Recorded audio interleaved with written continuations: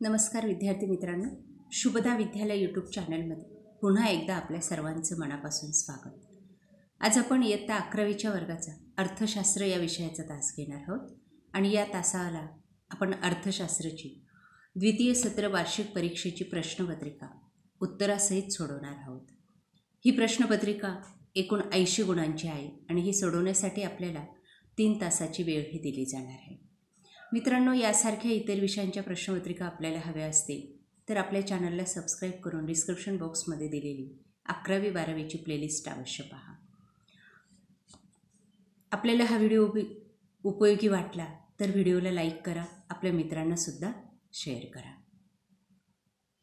एकूण 80 गुणांचा आपला हा पेपर असणार आहे आणि हा सोडवण्यासाठी 3 तासाची वेळ ही दिली जाईल. प्रश्न पहिला, योग्य पर्याय निवडा असा असणार आहे.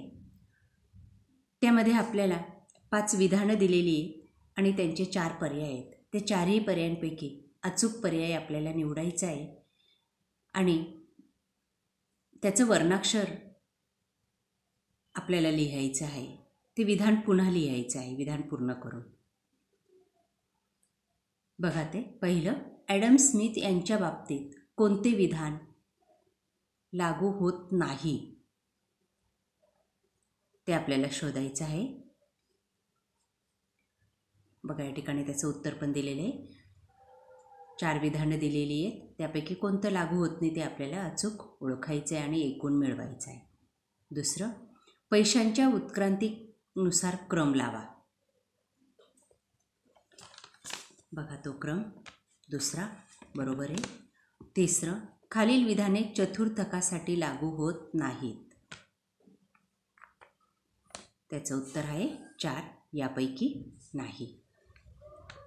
चौथं, लोकसंख्या विस्फोटावर केल्या जाणाऱ्या प्रतिबंधात्मक उपायांमध्ये यांचा समावेश होतो.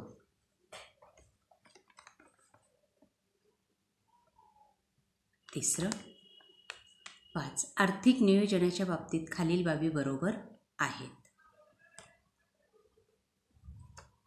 दुसरा पर्याय. त्यानंतर ब भाग, विसंगत शब्द ओळखा. बघा, या ठिकाणी 5 गुणांसाठी हा प्रश्न आपल्याला विचारलेला आहे.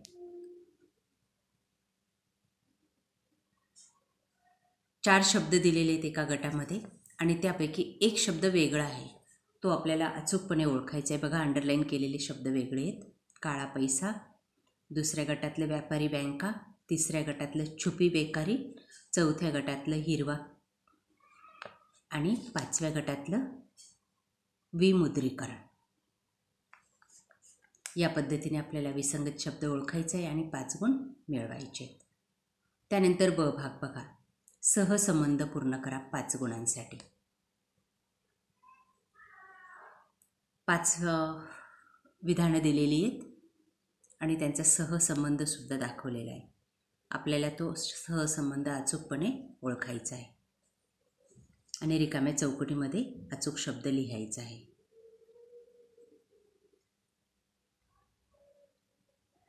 ड भाग, योग्य अर्थशास्त्रीय पारिभाषिक शब्द सुचवायचा आहे 5 गुणांसाठी.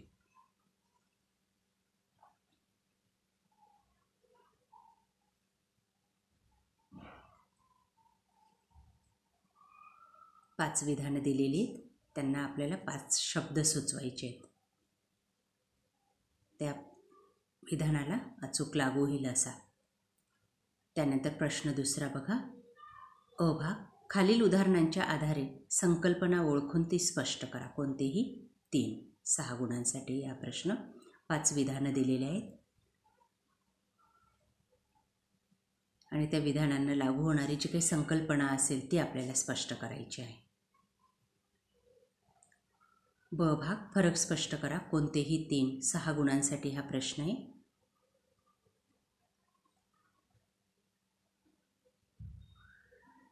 बघा, ते फरक स्पष्ट करायसाठी येणारे प्रश्न.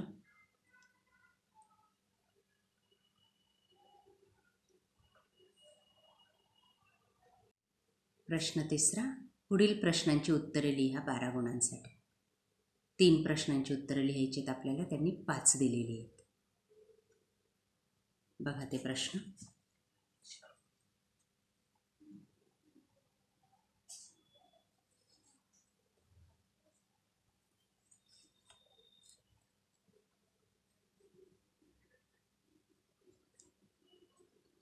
त्यानंतर प्रश्न 4, पुढील विधानांशी आपण सहमत आहात किंवा असहमत आहात ते सहकारण लिहायचे, कोणतेही 3. 5 विधानं दिलेली आहेत. असाल नसाल ते स्पष्ट करायचे. प्रश्न 5, पुढील तक्ता, आकृती, उतारा अभ्यासून विचारलेल्या प्रश्नांची उत्तरं लिहा. 8 गुणांसाठी हा प्रश्न आहे. बघा, पहिल्यामध्ये तक्ता दिलेला आहे आणि त्यावर आधारित प्रश्न विचारलेले आहेत. त्या प्रश्नांची उत्तरं आपल्याला तक्त्याला अनुसरून द्यायची आहेत.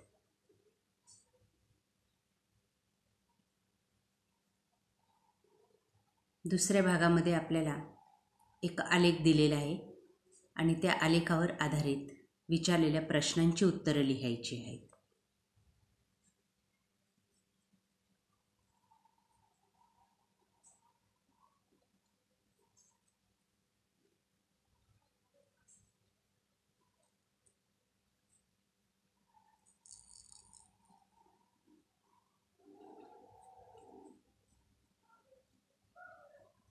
तिसरं, पुढील उतारा अभ्यासून विचारलेल्या प्रश्नांची उत्तरं लिहा.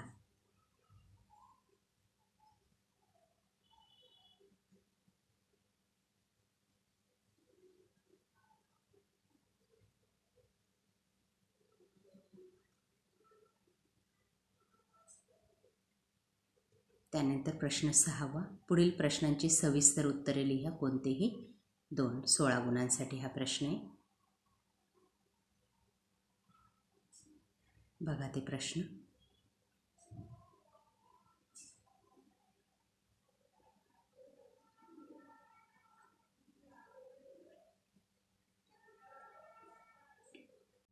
अशा प्रकारे विद्यार्थी मित्रांनो, आज आपण इयत्ता 11वीची द्वितीय सत्र वार्षिक परीक्षेची प्रश्नपत्रिका उत्तरासहित या ठिकाणी सोडवलेली.